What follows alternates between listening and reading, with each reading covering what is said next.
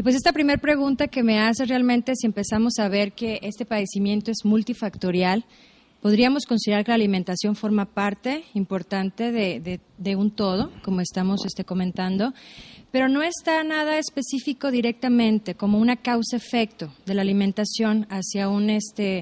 que provoque el padecimiento, sino realmente podríamos considerar que la endometriosis puede llegar a controlarse ciertos síntomas si mantenemos una adecuada alimentación y nutrición. Entonces podríamos estar revisando algunas publicaciones que están mencionando en poblaciones grandes que sí hay una mejoría en las pacientes que están llevando una adecuada dieta para lo que vienen siendo sus síntomas y algunos de los signos que presentan.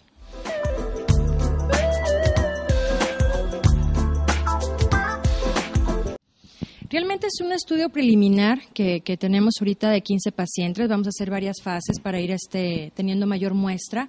Pero realmente es muy interesante ver que la evaluación que hicimos a través de los diferentes indicadores de antropometría del paciente, cuál es su nivel de grasa, su relación de peso-estatura, cuando vemos su nivel bioquímico, la parte de su dieta y sus signos clínicos, pues nos arrojan principalmente que las pacientes que se evaluaron, un 60% tienen una relación de su peso talla normal, un poquito más alto de la recomendación en su porcentaje de grasa, pero los hallazgos que veíamos principalmente es de su alimentación, o sea, hay muchos puntos claves que considerar aquí, que es lo que más nos vamos a enfocar con la parte de las recomendaciones que me gustaría comentar. Y además vemos los signos clínicos muy basados en sus ciertos dolores menstruales, estamos viendo también de resultados en cuanto a sus cólicos o algunos problemas de estreñimiento. Sí, es algunas de las conclusiones que encontramos. En la parte bioquímica, otro punto clave aquí era la situación con respecto a la hiperglucemia que se encontraba postprandial después de sus muestras que presentamos con la carga oral de glucosa.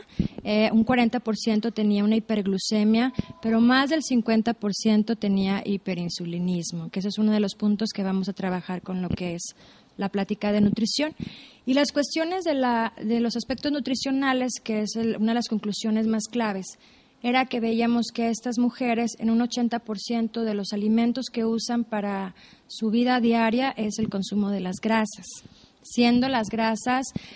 uno de los alimentos de mayor uso, en este caso para cocinar. ¿Sí? Y también veíamos una deficiencia principalmente en algunos nutrientes que son muy importantes en este padecimiento, como lo es el ácido graso omega 3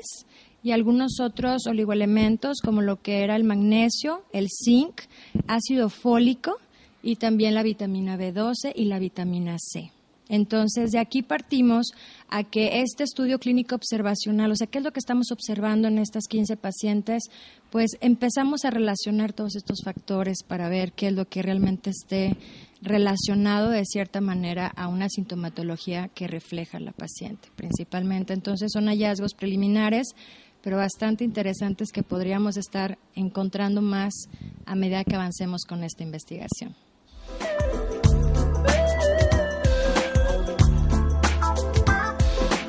Bueno, resistencia a la insulina sí es una, incluso hasta se puede llamar es una enfermedad aparte que endometriosis, pero si estamos viendo estos resultados preliminares que pues más del 50% de las mujeres ya tenían un hiperinsulinismo, o sea, estamos viendo que hay una caracterización en este tipo de pacientes, o sea, hay algo en el metabolismo de los hidratos de carbono que está por ahí que nos puede dar una pauta. ¿Por qué decir que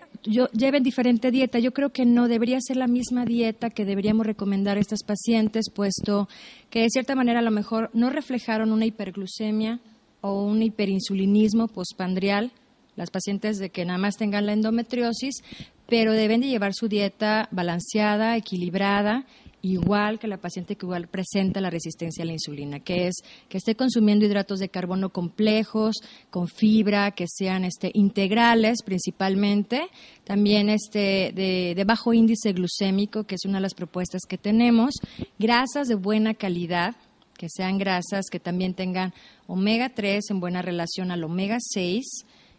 pocas grasas saturadas y grasas trans, y también la cuestión de las proteínas, que sean proteínas de alto valor biológico y que también veamos la fuente de esa proteína por los estudios que hemos encontrado principalmente publicados, donde algunas carnes procesadas o carnes rojas han tenido un vínculo mucho mayor al riesgo del padecimiento de la endometriosis.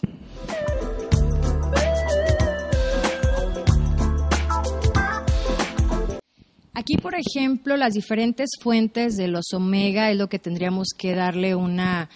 buena revisada, puesto que encontramos principalmente en este estudio, como las conclusiones que te comentaba hace un momento,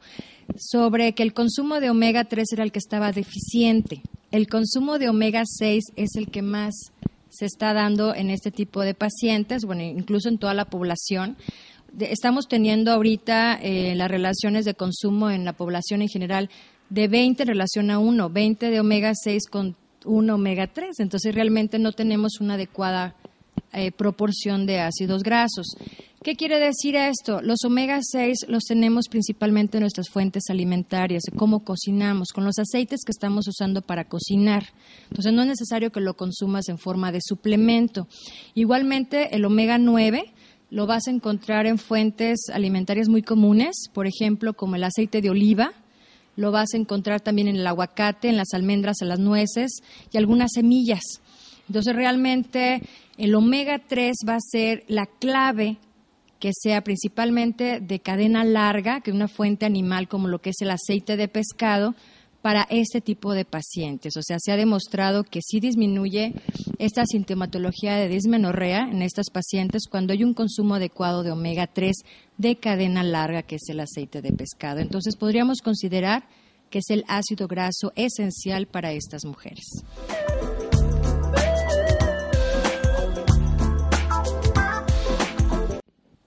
Como una vez lo comenté, yo creo que nuestra alimentación debe de basarse como era la alimentación de la abuelita, decir que vamos a consumir los alimentos lo mejor naturales, lo más natural posible, lo menos industrializado sería nuestro primer consejo, puesto que ahorita muchas situaciones que no se han encontrado esas respuestas, que es realmente lo que ocasiona que esté ocurriendo este padecimiento, por qué se forma, no hay respuestas claras, es un todo, es multifactorial. Necesitamos empezar a tener una alimentación balanceada, pero que esté basada en alimentos naturales, tratar de evitar lo más procesado posible, que nuestros hidratos de carbono que se consuman principalmente sean frutas y verduras, que es un grupo de alimentos que está muy deficiente en la dieta de la población mexicana. Igualmente, la fuente de grasa sea la más correcta con respecto a la relación de grasas monoinsaturadas, que es lo que mencionaba, consumo adecuado de aguacate, consumo adecuado de aceite de oliva, lo que eran nueces, semillas, almendras, porque muchas veces decimos, bueno, no consumas grasa, y queremos quitar todas las grasas de la dieta creyendo que son malas, pero hay que ver la calidad y el tipo de grasa que estamos consumiendo. Y otra recomendación, aparte que veíamos del poco proceso de los alimentos, podríamos considerar también el balance de todos esos nutrientes, porque muchas veces nos dicen, sí, consume más frutas y verduras o consume principalmente las proteínas, pero no hacemos el balance de estar consumiendo todos esos alimentos en un mismo platillo. Entonces, sería otra recomendación a considerar aquí, ya que este tipo de situaciones nos va llevando a nuestro estilo de vida, comemos comida rápida y los pocos alimentos que son los vivos, los naturales, como frutas y verduras y todas estas semillas que dejamos de consumir, pues estén presentes en nuestra dieta. Entonces, hay que tener una alimentación variada, equilibrada, inocua, balanceada, para poder llegar a un balance total con nuestro organismo y tengamos una mejoría principalmente en los síntomas.